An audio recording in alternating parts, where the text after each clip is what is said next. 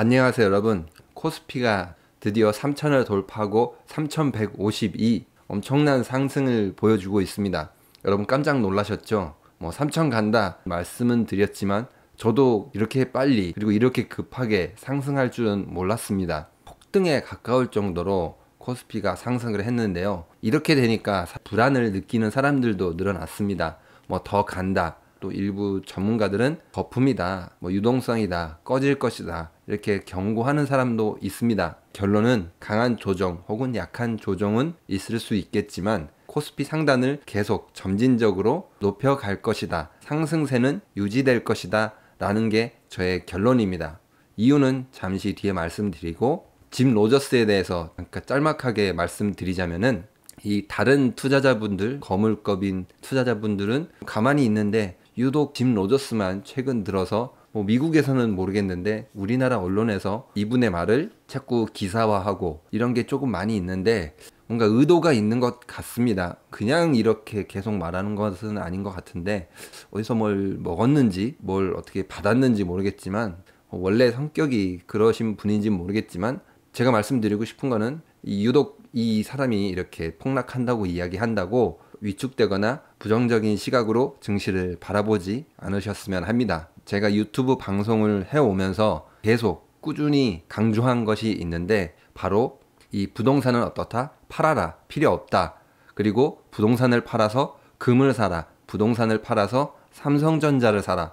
꾸준히 이야기했습니다. 그리고 순서대로 부동산보다 금이 좋을 것이고 금보다 삼성전자가 좋을 것이다 라고 이야기했습니다. 삼성전자가 코로나 사태로 폭락을 해서 5만원 밑으로 떨어졌다가 다시 5만원을 복귀했을 때 지금이 가장 싸다, 지금 들어가야 된다 라고 말씀을 드렸는데요. 현재 제가 말씀드린 순서대로 상승하고 있습니다. 일단 부동산 같은 경우에는 2020년 전국 상승률이 5.36%라고 합니다. 강남 같은 경우에는 그거보다 낮은 2.18%인데요. 부동산에 투자했다면은 5.36% 적은 이익은 아니죠. 하지만 그 큰 금액을 이 부동산에 묶어놨다면은 지금쯤 아마 땅을 치고 후회하고 있겠죠. 왜냐면은 금값은 그거보다 훨씬 많이 상승했고, 그리고 삼성전자는 거의 폭등을 했기 때문입니다. 각 자산별로 상승은 앞으로도 여기서 크게 변하지 않을 것입니다. 그렇다면 제가 말씀드린 것처럼 강한 조정 혹은 약한 조정은 있겠지만 상승세는 유지할 것이다. 이유에 대해서 말씀드리도록 하겠습니다. 먼저 금리 인하, 이게 가장 크죠. 유동성의 증가, 그리고 이 유동성이 부동산을 규제함으로써 이 자금들이 어디로 갔다? 증시로 향했다는 것입니다. 이게 현재까지 벌어진 상황이고, 이제 지금 상법 개정안이 통과됐는데 소액주주를 보호하는 이 내용들이 많이 있습니다. 요거로 인해서 조금 더 많은 어떻다? 투자자들, 소액주주들이, 개미들이 들어올 것이다. 그러니까 동학개미 시즌 1이 끝나고 동학개미 시즌 2가 시작될 것이라는 것이 세 번째 이유입니다. 조금 더 자세히 설명드리자면은 우리나라 부동산 가계자산 쏠림 현상 여러분도 다 알고 계시죠? 거의 80%에 달하는 자산을 거의 부동산에 묶여있는 게 현실이죠. GDP 대비 비금융자산, 파란색 그래프, 그러니까 부동산 자산이죠. 이게 GDP 대비 몇 배냐? 지금 6배에서 꾸준히 높아져서 8배까지 올라갔죠. 부동산이 GDP보다 8배, 9배 이렇게 엄청 큰 자산 시장으로 형성했습니다. 그동안. 하지만 이제 그러니까 이번 정부에서 부동산을 엄청 규제했죠. 꾸준히 계속. 이제 그게 어느 정도 효과가 먹혔는지 이제 자금이 부동산 쪽으로 가지 않고 증시 쪽으로 넘어왔다라는 것입니다. 그래서 그런지 요즘 부동산 유튜버 별로 잘 안 보이는 것 같더라고요. 저도 유튜브 자주 보는데 이렇게 추천 영상에 예전에는 부동산 유튜브들이 많이 올라왔는데 요즘 들어서는 안 뜨더라고요. 아마 다들 장사가 안 돼서 다른 데로 간 것 같습니다. 그리고 이제 상법 개정안에 대해서 말씀드릴 텐데요. 이게 별로 그렇게 중요하게 다뤄지지는 않고 있습니다. 현재. 하지만 저는 이게 더 중요하다고 생각하는데요. 상법 개정안이 아까 말씀드린 대로 동학개미 운동 시즌2를 불러올 수 있을 만한 열쇠라고 할까요? 그러한 법이라서 굉장히 중요한 것 같습니다. 일단 우리 재벌 하면 딱 뭐가 떠오르나요? 긍정적인 이미지가 떠오르나요? 전혀 그렇지 않죠. 대다수의 사람들은 재벌 하면은 갑질, 편법, 비자금 뭐 이런 되게 좋지 않은 단어가 떠오를 것입니다. 지금 보여드리는 뭐 삼성전자 지배구조뿐만 아니라 다른 기업들의 지배구조도 적은 지분으로 자회사까지 컨트롤하는 황제 경영을 하고 있는데요. 이로 인해서 부작용이 많이 발생하고 있는 것도 사실입니다. 경영자 혹은 대주주가 독단적으로 회사를 움직일 수 있게 되면은 원래는 주주들에게 돌아가야 할 부분이 자신의 친인척, 아들, 딸들에게 돌아가는 경우가 많기 때문입니다. 회사의 영업이익으로 잡혀야 되는 부분이죠. 사적으로 이제 이용하는 이런 부분이 많이 어떻게 된다? 개선될 것입니다. 그 자체로도 이미 그 회사의 실적이 개선될 가능성이 있기 때문입니다. 그렇게 되면은 매출이 늘지 않았는데도 불구하고도 영업이익이 개선되는 회사들이 늘어날 것입니다. 그렇게 되면 주가는 당연히 긍정적으로 반영될 수밖에 없죠. 소액주주가 경영에 어떻게 보면 이제 참여를 하는 거죠. 소액주주가 보호받고 혹은 피해를 당했어도 보상을 받을 수 있다. 그러한 제도가 확립이 되고 사람들 사이에 인식이 된다면은 그동안 주식을 하면 무조건 망해. 주식하면은 절대 안 돼. 이렇게 생각했던 분들도 어떻다? 주식시장에 참여할 수 있게 된다는 것입니다. 이것이 바로 동학개미 운동 시즌2를 만들 수 있는 기반이 될 수도 있는데요. 친기업적인 언론에서는 규제다, 줄소송 난다, 경영권 방어가 어렵다 이렇게 이야기하고 있지만 경영권을 방어할 정도가 안 될 만큼 지분을 가지고 있으면서 황제처럼 기업을 경영했다라는 반증이라는 것입니다. 그래도 불안하다. 실물과 금융이 서로 따로 놀고 있다.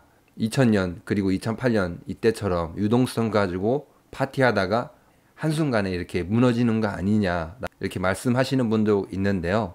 굉장히 일리가 있는 말입니다. 이때 2000년 IT버블 붕괴할 때 그리고 2008년 이제 글로벌 금융위기도 시작될 때 이 트리거는 금리였습니다. 급격한 금리 상승이 어떻다? 유동성 장세를 순식간에 무너뜨려 왔습니다. 2000년대 초반에도 금리를 급격하게 올려서 폭락을 했고 2004년, 2005년부터 금리를 급격하게 상승해온 결과 미국 주택시장에 낀 버블이 한꺼번에 무너졌습니다. 그러니까 결국에는 폭락하게 된다면은 바로 금리가 상승하는 시점일 텐데요. 그 시점은 가까운 미래는 아닌 것 같습니다. 금리 인상을 아직은 이 연준에서 그렇게 생각하고 있는 것 같진 않아서 지금은 유동성 파티라고 할까요? 파티에 취해서도 안 되는데 그렇다고 파티에 너무 참여 안 하고 그냥 집에 가버리면은 또 재미가 없겠죠. 기왕 나온 김에 이번 파티에 참여하셔가지고 적당히 즐기시고 이제 제가 금리 인상 전에 이제 파티 그만 즐기시고 집에 갈 시간입니다 라고 또 말씀을 드리도록 하겠습니다.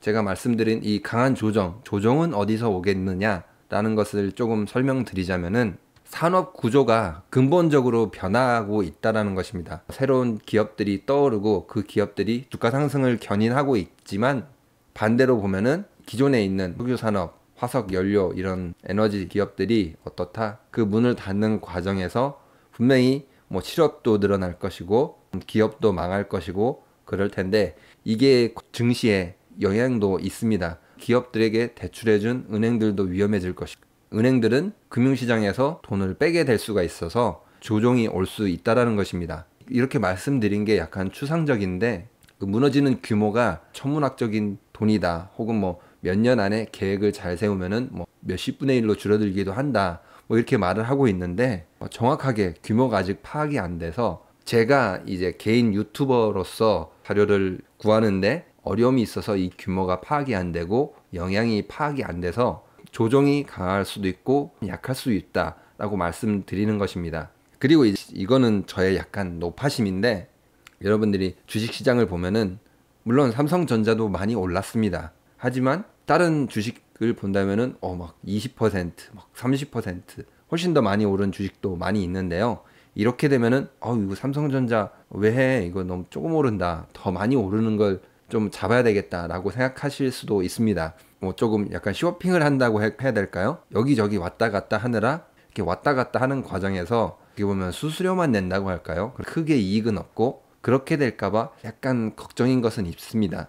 뭐 단기간으로는 이제 다른 주식들이 많이 오를 수는 있습니다. 하지만 대세 상승이라는 이 전체 그림을 놓고 본다면은 분명히 대장주인 삼성이 가장 오래 상승하고 조정도 작고 하락하더라도 가장 마지막에 하락할 것이기 때문에 여러분들이 여기저기 다른 데 돌아다니면서 뭐 수익 챙기는 것도 좋을 수도 있겠지만 거기에 들어가는 이제 노력이라든지 운이라든지 이런 걸 비교해 봤을 때 가장 편하고 혹은 또 가장 많이 가장 쉽게 이제 이익을 가져갈 수 있는 것은 역시 이제 가장 큰 주식 대장주라고 할 수 있죠. 삼성전자를 노리는 게 가장 좋은 것 같습니다.